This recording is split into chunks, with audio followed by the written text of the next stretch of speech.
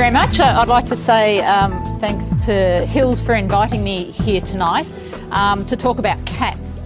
I sort of get this impression generally that as far as veterinary education is concerned, there seems to be a bias towards dogs. So it's always very welcome to have the opportunity to talk about cats. And particularly when we're talking about behaviour, because in this regard, cats and dogs are really quite different. So what we're going to be looking at tonight is the social life of cats and how they adapt to different environments. So we're going to be trying to address that sort of question about whether cats really are these self-centred creatures that are aloof and arrogant and really disdainful of social interactions, or are they in fact quite loving, caring and form strong attachments to people and to other cats. And this is really, really important because one of the biggest causes of behavioural problems in cats is social stress. Okay, so problems like urine spraying and aggression.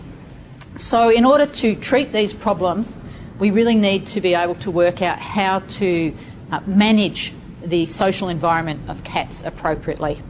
Okay, so that's what we're going to look at tonight. So the most vexing question for most people really is, are cats solitary creatures that really don't need to have social attachment and interactions? Or are they actually innately social and really need to form these strong emotional bonds with other animals?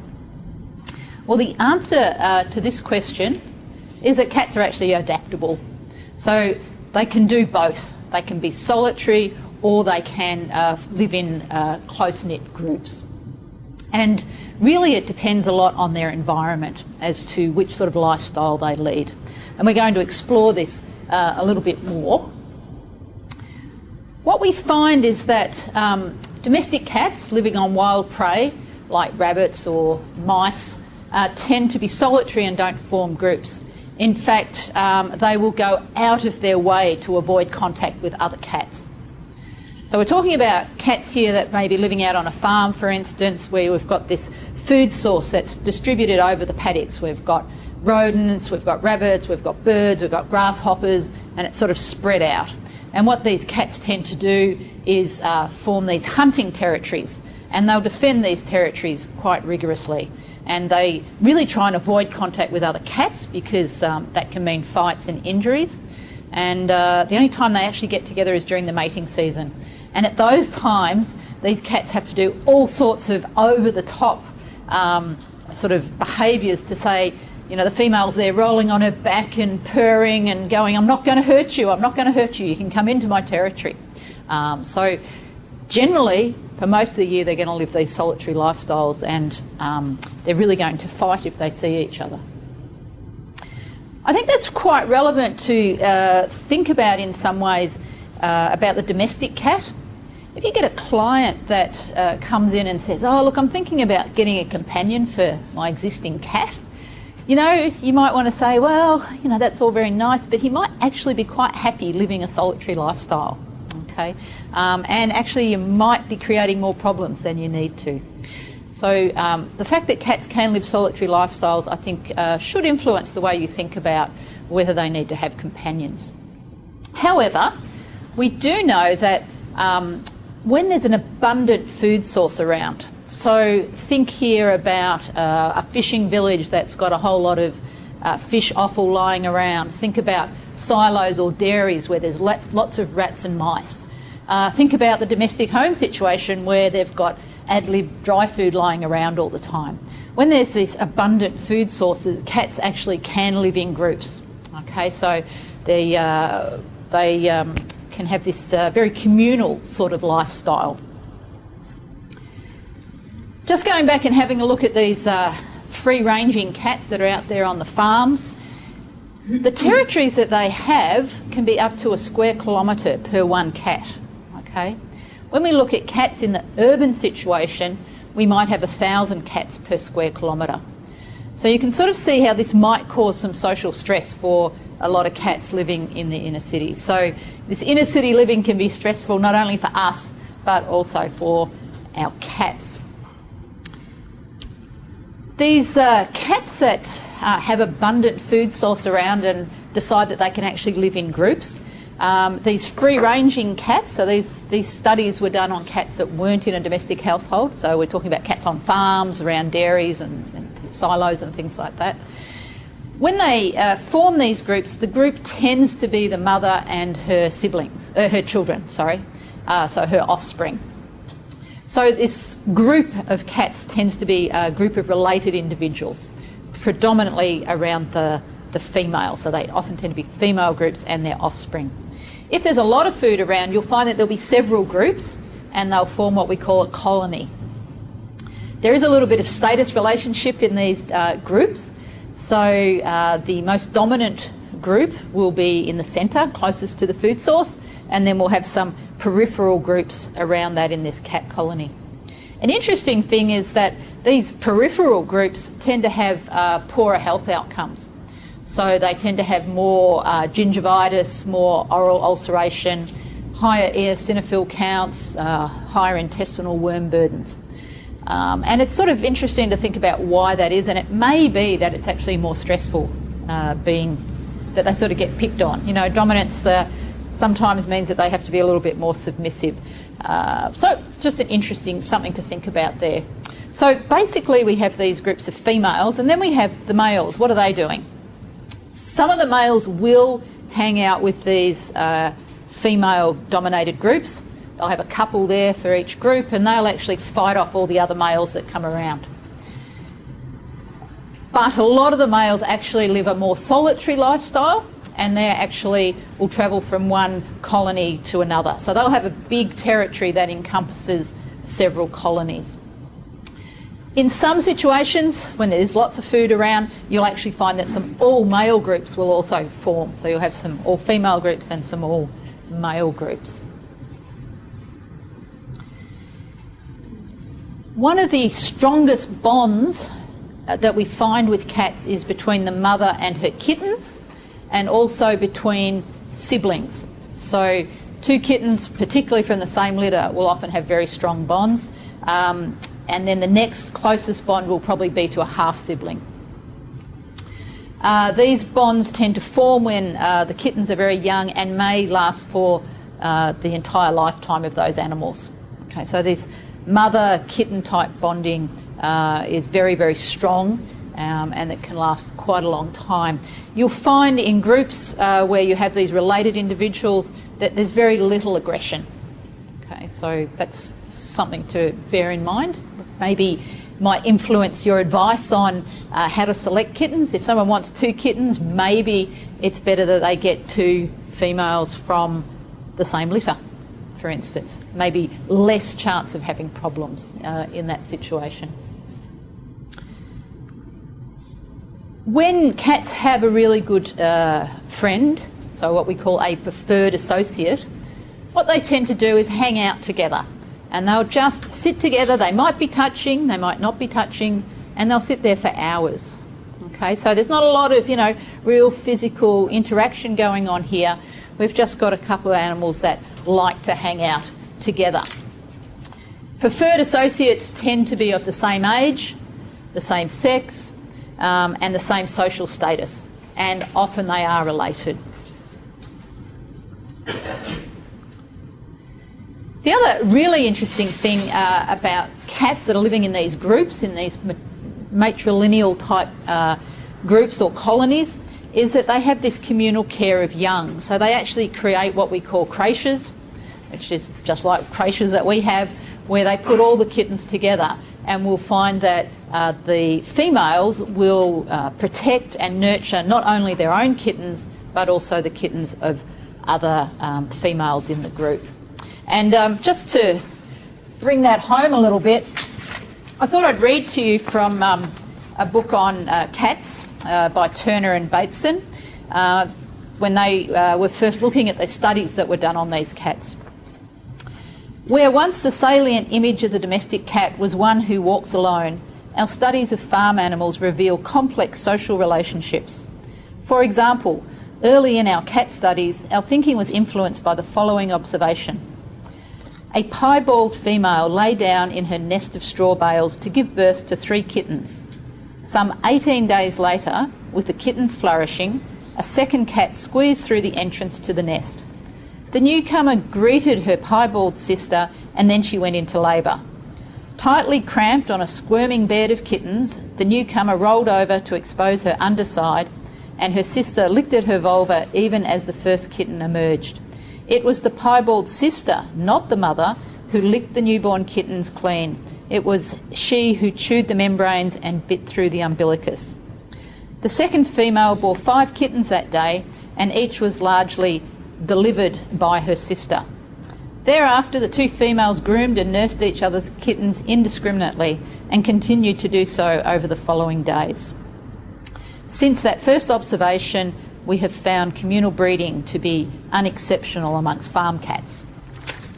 So if we look at those sort of descriptions, it suggests that cats actually can be quite social and communal in their living as well, and that they can form some good, strong emotional social bonds.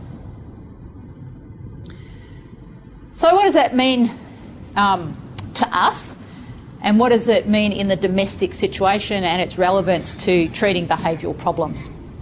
Well, social stress is a big issue. So these cats can live in communal situations, but sometimes they do experience social stress. And when does this develop? Well, often it develops when you introduce a new cat to the household. So those sort of things need to be dealt with carefully. Sometimes it'll happen when another cat comes back from the vet clinic and it's smelling different. So we must remember that smell is a very important communication modality for cats. So if they come back smelling different, they're going to go, oh, I'm not so sure about you. This is my thoughts on it. I just make this up a little bit. But, you know, you've got this cat that you've known for ages, right? So it looks like the friend that you know, and it comes back and it smells really different. Okay, so I reckon if that's your strongest communication mode, you're going to go, this is some sort of, doppelganger. It's not right, I think you're my mate, but no, you're just pretending to be. So I think that can actually be really confusing for a lot of these cats. They can have changing relationships over time, particularly if new social entities come or go from the social group. So a very common one is when one of the cats dies and the relationship between the remaining cats changes. Another very common one is when the owner gets a new partner and they move into the social group, they move into the apartment. That's when some of these cats get really stressed out.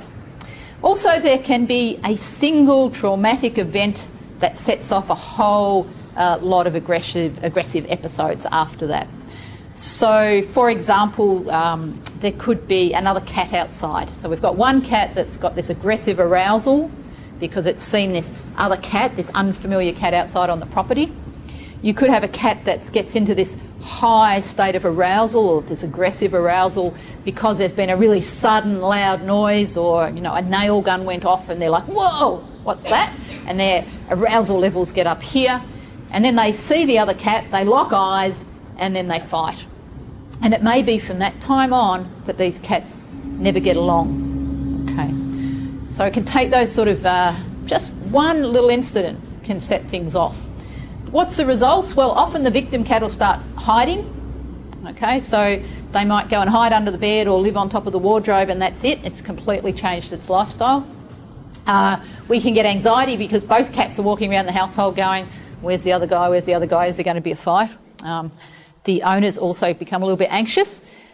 We can get these cats going, right, I don't want anything to do with you, I'm going to live my solitary lifestyle, and we can get a little bit territorial in our behaviour. And obviously we can see aggression arising as a form of self-defence. So if you're a victim cat and you get attacked by this cat several times, after a while you're going to go, I'm getting in first. Okay, so we can start seeing this self-defensive response.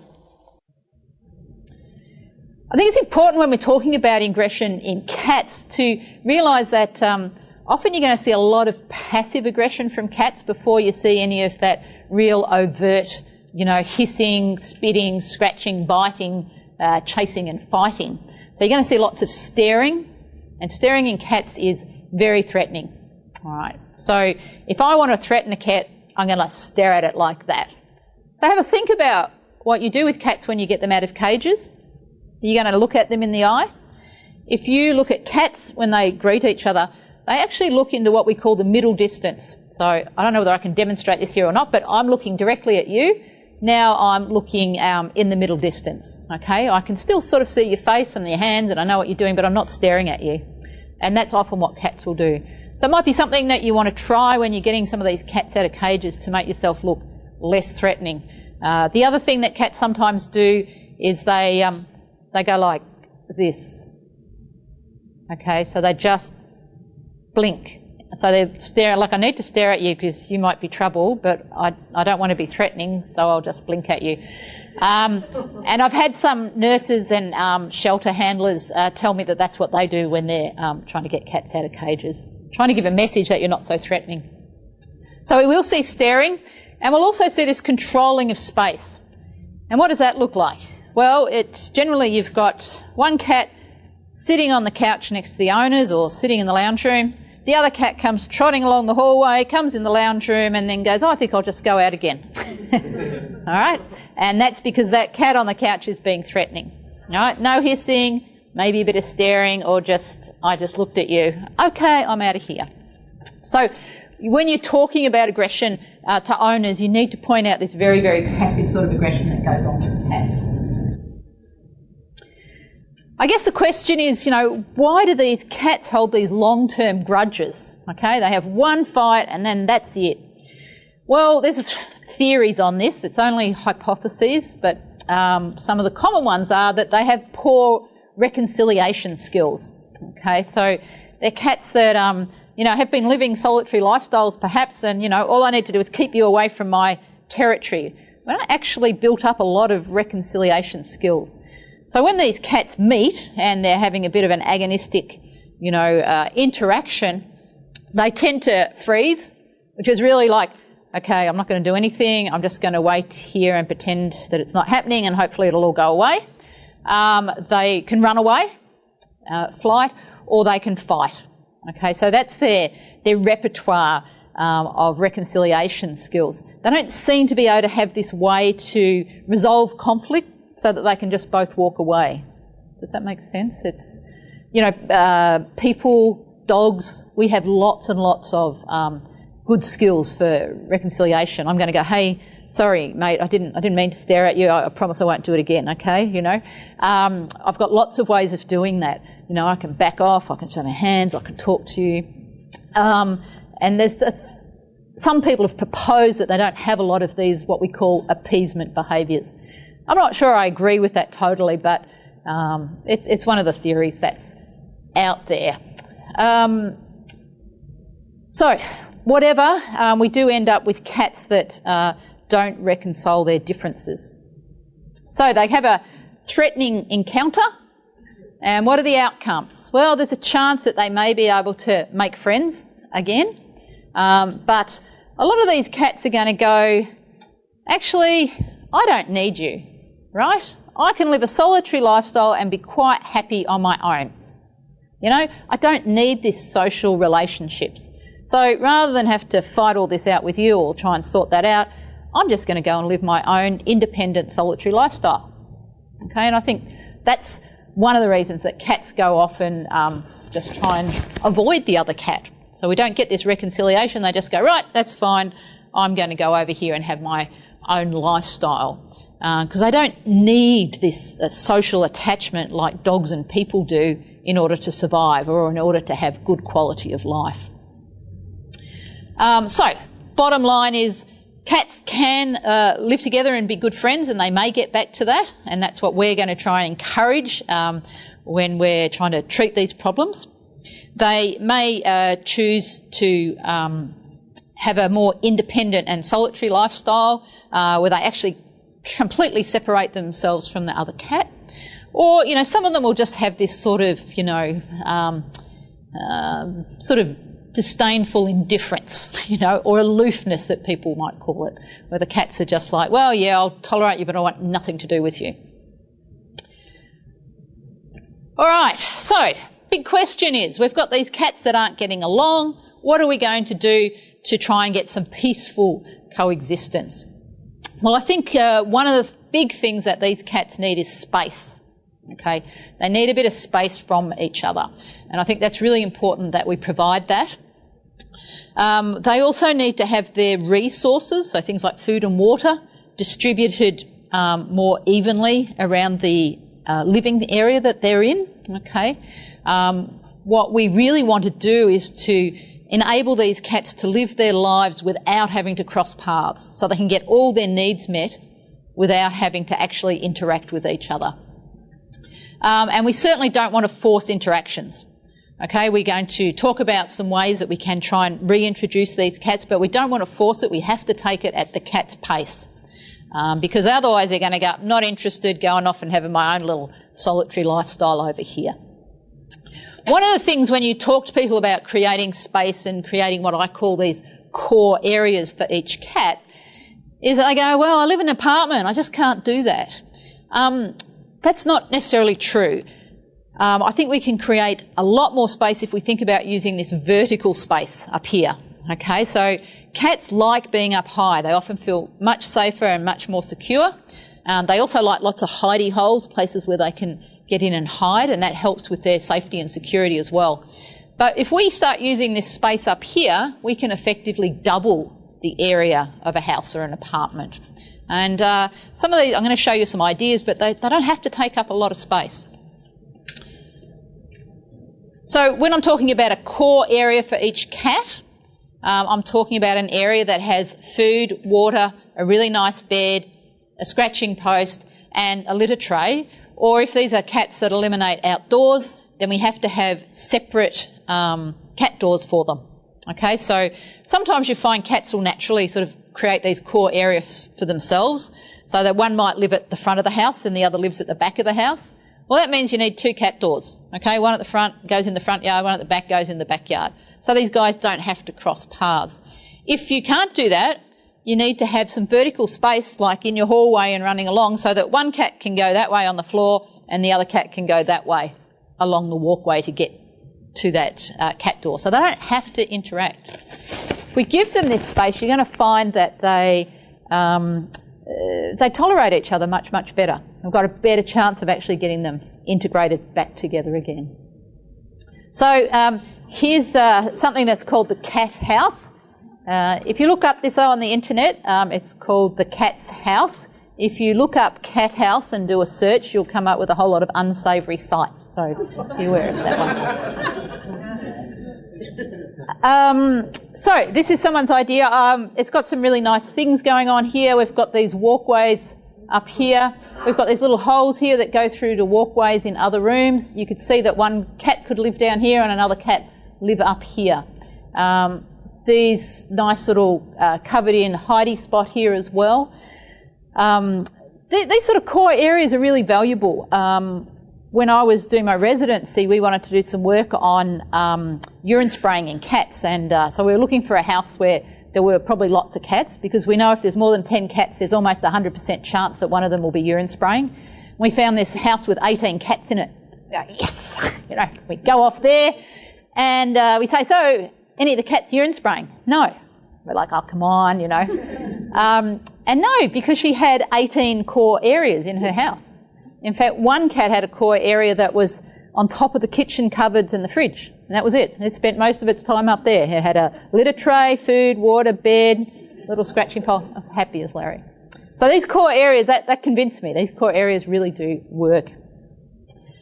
This is perhaps a different aesthetic. I like this because it's got these holes here that go through to the other side. So if we have bossy, assertive cat sitting here, going to stare at this one can go, oh, okay, I'll just back off. Okay, if it couldn't back off, it's like, uh-oh, how do I get out of here? Okay, so those sort of escape routes are really handy. It doesn't have to be expensive. You can just get simple shelving like that. Bookshelves are good. Okay, really, bookshelves are a really simple thing for people to use, and you'll find cats love all these little nooks to get away from each other. I know this is not very good quality, but it just brings home having some bookshelves or some nooks for these cats. They'll use it. They really, really like it. People tell you they don't have much space. Well, they can solve this cat's problem simply by putting this above their door to the outside, okay? They just need a few little steps up there, but that cat can live up there and the other cat can live in the bedroom, okay? We've really got some space for these guys. Another example, different aesthetic again. This house here is actually an architecturally designed house in Japan that was designed for cats, okay, and people. Yeah, nice house. So, whoops, this is a wall on one side, and you see these holes here? They come through to here. More of the same. Nice little hidey holes for the cats, nice walkways here, little steps up here, and still quite a functional house as far as the humans are concerned. Right, so that's a really big part of how we can help these cats out. The other thing is that cats do a lot of communication via smell, and pheromones, we think, play a very big role in how cats relate to the environment and to each other. The one thing about cats is they have a vomeronasal organ. So if you remember, that's a little spot up in here. And what happens is you get these pheromones coming in and they've got this direct neuronal pathway, okay, that goes straight from that vomeronasal organ through to the amygdala and hypothalamus. So these are the emotional centres of the brain, and these are the parts of the brain that determine your emotional response, some physiological effects, and also behaviour. Okay, so it's a very strong way of affecting emotions and behaviour.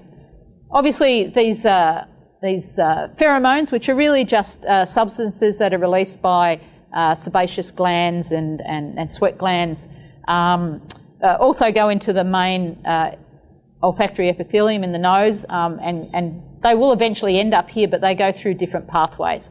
I think the important thing to know is that there's this really direct pathway. It has a direct effect on emotions and behaviour.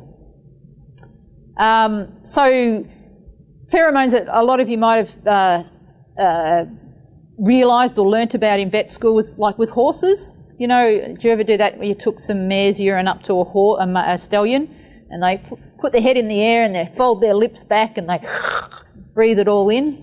Anyway, it's called flamen, for anyone who knows that. This is an equivalent of flamen, and we call it gait response in the cat. So cats leave these messages for other cats to pick up, okay? Someone talks about it like writing a blog. You know, you write stuff about what's going on in your day and you leave it there for someone else to pick up later and read. So these cats are leaving their blogs all around the spot. These glands that they have are in the tail base, also along the side of the body, on their ear flaps, the corners of their mouth here. You know, that sort of thin-haired area on top of their head, that's got some of these glands in there as well. They also have them under the jaw, and they have some interdigital glands between the pads on their paws. So even when they're scratching, we think that, yeah, scratching helps get the sheath, the old sheath off the nails, but we also think they're depositing scent there, as well as leaving a nice visual marker to say, hey, any cat that's going by, come over here. Like, you better see that, you better come over and smell because I've left a blog for you. Cats will also do a lot of rubbing and they can groom each other. So we'll see this, what we call allo rubbing between cats. We think it might have something to do with scent transfer. It tends to be with cats that are sort of friendly and living together. So maybe they're trying to create what we could call a communal scent. So they mix their scents together so that they've got some common identity, I suppose. Maybe you could look at it as like getting a common surname, you know. You get married and you take on, you know, one of your partner's surname so that now you both are joined together. Who knows, but that's one of the theories. We do tend to find that it's the more subordinate animal that does the rubbing. So it's often the kittens do it to their mothers, females do it to males, and we do see it between adult females as well. Some of the grooming that goes on, some of that is quite friendly, but have you all seen those cats, you know, one's licking the other, you know, one's licking this one that's sitting there, and the one sitting there is going, I'm not moving, I'm just sitting here, I'm not moving. Sometimes I think it's quite threatening, like it's a bit assertive, because often they'll lick them and the owners go, oh, he was being really nice, he was licking, grooming her, you know, looking after her, and then all of a sudden he attacked her. So it's not uncommon to see the aggressive response afterwards. So the thing about pheromones is perhaps we should be using them to help create a nice environment for these cats so that they can get on a little bit better. I'm sure you've all heard of Feline. Feline is a synthetic pheromone. It's one of the facial pheromones that they use when they rub on things. And we think that it can help reduce stress. It's sort of cats putting their mark out there and saying, this is my place where I feel safe and secure. And it certainly has been very effective. You should use this a lot in your clinics. One of the best feedbacks I've had about this product has been cat comes in, owner checks in at reception, reception gives them a towel that's been sprayed with Feline, put over the cat cage. They sit there and wait for their 10 minutes, 20 minutes, however long they have to wait to get in to see the vet. By the time they get into the vet, in the consult room, often these cats are a lot calmer. The clients come out and say to reception, wow, I want some of that miracle stuff. And then you say to them, great, take some home and I want you to spray it before you put your cat in the carrier at home, so we can actually get them less stressed at home before they even come to the clinic. So anyway, a bit of a diversion there, but Feline I think can be helpful.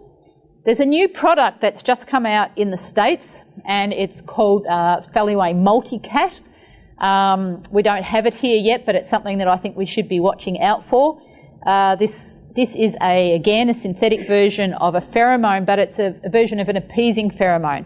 This is a pheromone like DAP or a Daptil product. It's one where the queen releases when the kittens are suckling. So it really helps with attracting the kittens to the queen and facilitating the bonding between the kitten and the mother. So there's one study, trials that I've read about on this product, and they had really, really good results in reducing InterCat aggression problems within the same household. So this one could be a real helpful one if we get it here in Australia. All right, so that leads us on to talk about feline aggression and how this knowledge of cat social behaviour is going to impact on how we treat feline aggression. As with any behaviour case, the first thing we need to do is understand why the cats are showing aggression. So when I say feline aggression, there's a whole lot of different causes.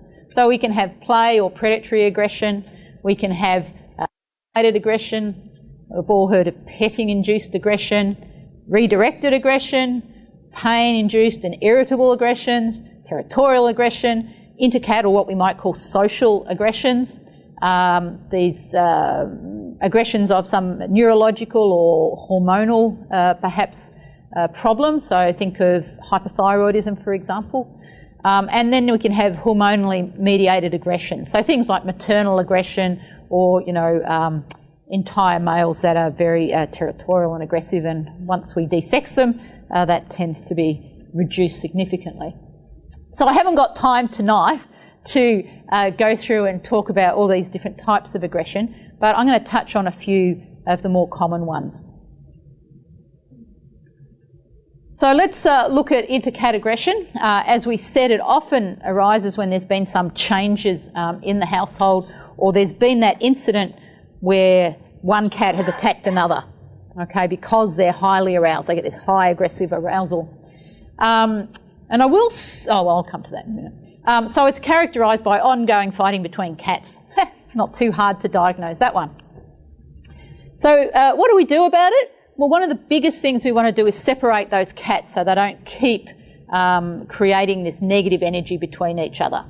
So absolute separation is actually a really good spot for these cats. It allows them to settle down, get their aggressive arousal down, let them go back into their nice solitary state where they go, I'm okay, I'm nice and calm here. So to do that, we really want to create these core areas. We can have some real physical barriers to start with, but we want to have these core areas so that when we remove these physical barriers, we've got these cats going, well, I can hang out in this area without too many problems. When we want to start introducing these cats, we're going to use counter-conditioning and desensitisation. All right.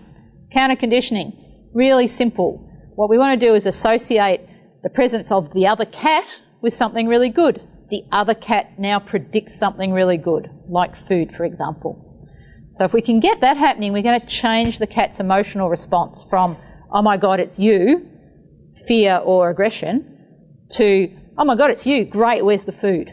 All right, so we've got a nice positive emotional response happening.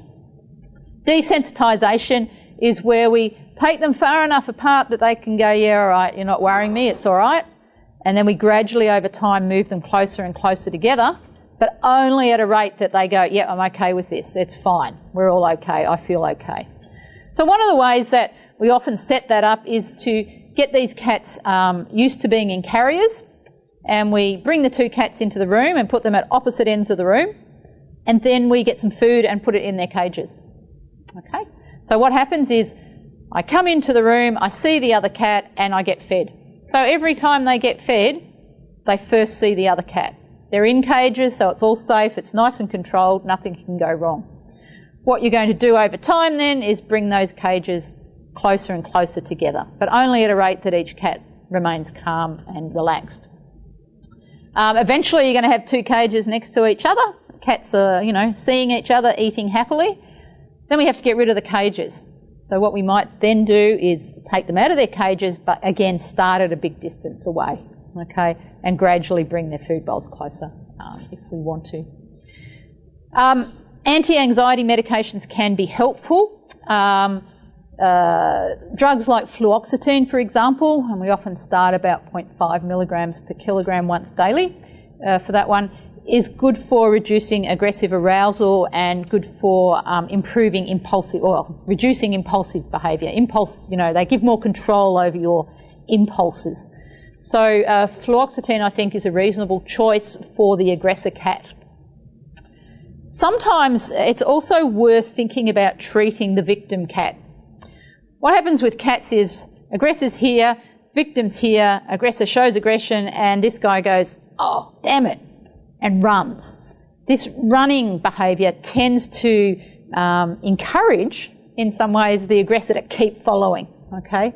So this running away business actually seems to perpetuate the aggressive behaviour.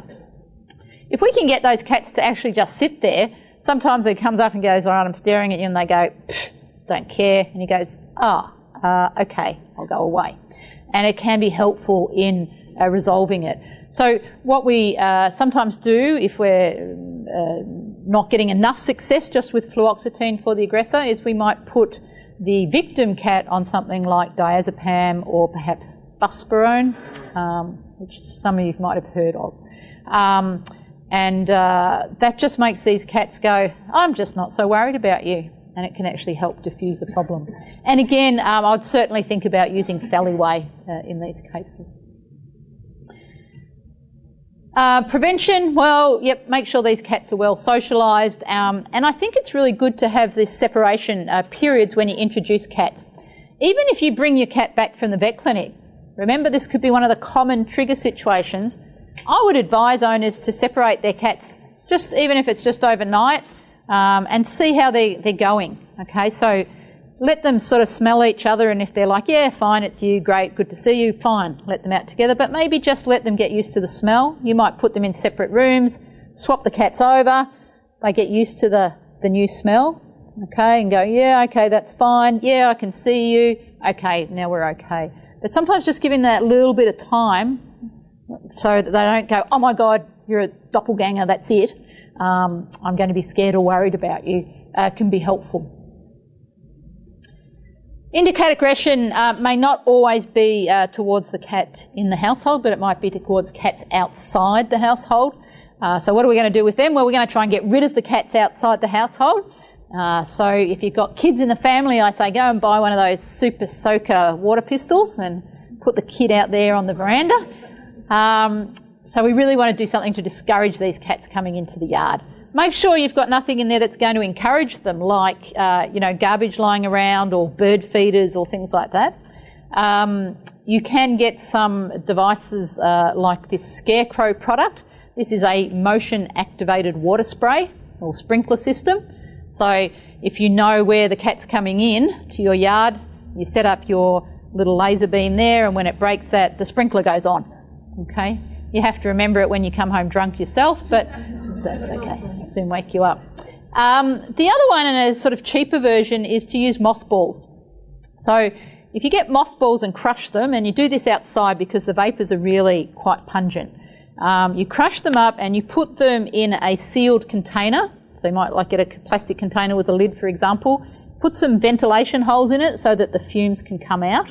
You put the lid on it so that it's secure, so nobody, like dogs or cats, can eat it because it is toxic. And you can put that around your property, or put it around windows and doors where these other cats might be hanging out. If you know a special spot where the other cats are coming into your yard, you can put it around there. It's not 100%. Some cats don't mind it, but, you know, I would probably say in my experience it's about 75% successful. Yes? Skunk shot, yeah, that can work. Yes, that's right. And, yep, that's a product that can actually work quite well as well. There's some other ones that are citronella based. So there's lots of liquids and crystals and things like that. And citronella is not very pleasant for cats either. So that can be helpful. The problem with a lot of those products is when it rains, they get washed away and you have to go and reapply them all the time. So that's not always helpful. But yeah, try anything you can to discourage these cats. The other thing to do is to make sure that your cat doesn't have visual access to the other cats. All right. So if it sits up on top of the armchair looking out the window all day, then you need to move your armchair. Close your blinds. Make the windowsill inaccessible for these cats. This can actually make a big difference. You can actually get some self-adhesive film that you can actually put on the bottom of windows. So you can just get it from Bunnings or Masters or something like that. You have Bunnings and Masters here? Yeah, okay, good. And you put that on the bottom of the windows. It makes it opaque, so aesthetically it's not too bad. You only have to put it up to the level that the cat can see out of. And that can make a big difference in a lot of these cases. Another thought is to change the cat to an indoor cat. Why are we doing that? Because I think what happens sometimes is when they go outside, they actually get all the smells of these other cats. And maybe these other cats have been spraying around. So they get all aggressively aroused and and they come inside and they go, right, you know, I'm going to take it out on something.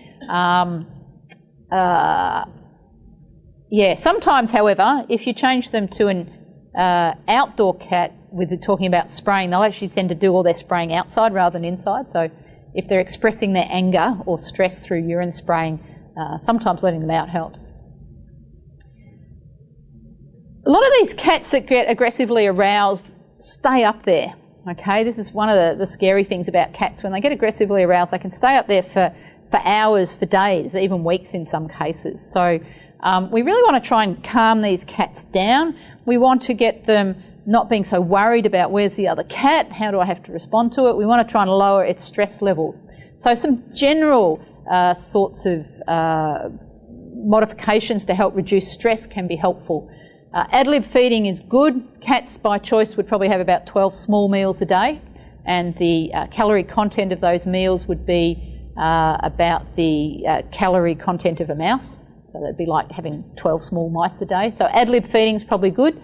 Let's make them work for it. Let's make them direct some of their energy onto like food dispensing toys, for example.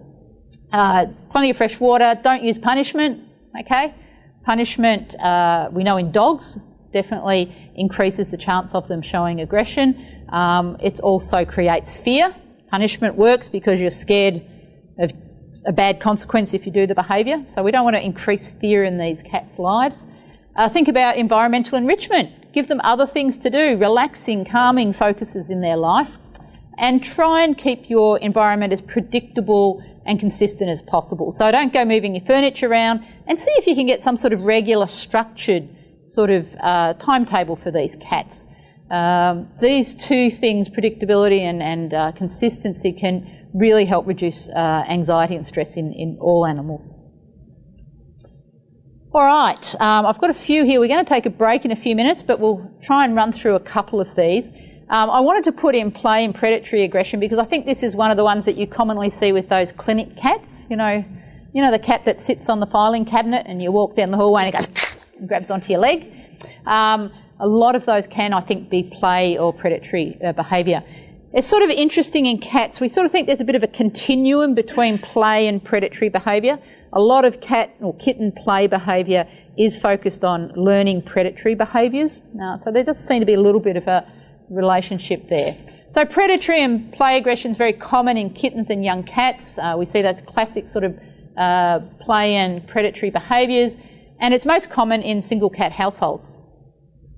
Okay, so what are we going to do? One of the things we want to do is redirect that play into more appropriate areas. Okay, so we really want to initiate some play sessions. You know these cats in the clinics? If you want to try and fix that problem, actually getting 3 staff members to spend 10 minutes a day with the cat, so that's 30 minutes of interaction that cat will have each day, can really reduce this problem. So that's just playing with the cats, or maybe it's if the cat likes being patted, or just sitting with the cat, talking to the cat, giving it some attention and interaction can be really helpful. Obviously you don't want to play games where you're using your hands and feet. If there is a spot like the filing cabinet that you walk past and the cat commonly goes for you, try and redirect it preemptively. So you might walk down the hallway and get a ping pong ball and throw it in front of you. So the cat goes, "Oh, I'll go and chase that." Okay. So redirecting it before, so it gets a new habit. It hears you coming down the hallway and goes, "Oh, where's the ball going to be?" Rather than, "Oh, great, I'm going to pounce on you." And this might be the one situation where you could consider getting a cat, probably of similar age and temperament. So if you've got 2 of these cats, putting them together might actually solve both their problems. Prevention, early socialisation, teaching appropriate play. One of the things I wanted to mention here is that this problem is more common in hand-reared kittens. Okay, so with these hand-reared kittens, we do tend to see a greater proportion of them, not all of them, but a greater proportion than the normal population, having behavioural, emotional and physical abnormalities. They tend to be much more fearful and aggressive to people and cats. They have this random movement. So those cats that just skittle around everywhere, then zoom around the place, often on the ground level. Some of these will have been hand-reared cats. They tend to have poorer learning ability, and they're more predisposed to developing asthma, a light respiratory disease. Why is this? Well, we don't really know. But one of the things we do know is that when kittens are suckling on the mother, they will suckle until there's no more milk, but they'll keep suckling for up to 20 minutes afterwards. Okay, and we know in a number of different animal species that this sort of suckling and close comfort type behaviours and closeness is really important for emotional stability when the animals are older. So one possible explanation is that, when we're bottle feeding them, we're like, "Oh, thank God it's over, right, you've got that, 20 mils that you needed, right, let's go." Maybe we should actually be letting them suckle on these teats for a bit longer, and that might be helpful. That's one thought. The other thing that we have found is if you raise these kittens with other kittens, so rather than raising them singly, you raise them with their litter, or if they're a singleton, you put them in with another litter of kittens, that we can reduce the aggressiveness and flightiness of these cats. All right, I think we'll do one more and then I'll let you go and have a break.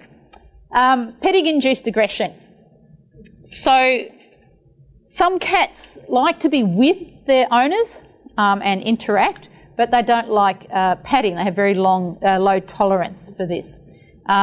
If this problem, they've been fine with patting most of their lives and then it suddenly starts showing petting-induced aggression, then I would definitely be thinking about some medical issues, so some arthritis or some sort of discomfort there. What's going on here? Well, I think this is a people problem rather than a cat problem. So when you have 2 cats that are best friends, they're preferred associates, and they meet each other, they go up, they rub each other's head around, maybe give a bit of a lick or something, mainly around the head area here. They do that for, 10, 20 seconds or whatever, and then they'll sit next to each other, touching or not touching, okay? That's it. That's how they interact. What they don't do is go up to each other and go, like this, okay? So I think it is not a sort of natural or normal behaviour for cats in some ways, and it's us that actually want to do it. So I love these consults because I go and I talk to the owner and I go, oh, yeah, get all the history, do all that. And I say, okay, well, you know, explain this thing. And I said, so, look, it's quite simple. Just stop patting the cat. And that'll be $650, please. Thank you very much. Easy report to write up, that one. But it's true. If you do that, and what you'll find is that these cats will actually start tolerating more patting over time. And it works, honestly. Just stop patting the cat. Let them come up, sit on you, sit next to you, give them a little greeting, a little rub around the head, and then stop. And a lot of cats will do really well. The problem is that a lot of the owners don't do very well, okay?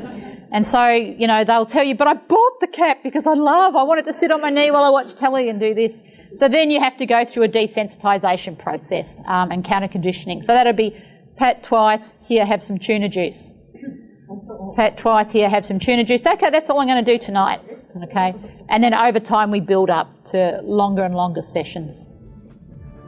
Again, you can try and get them used to this as kittens, so do lots of handling when they're young, and perhaps breeding could be of importance as well.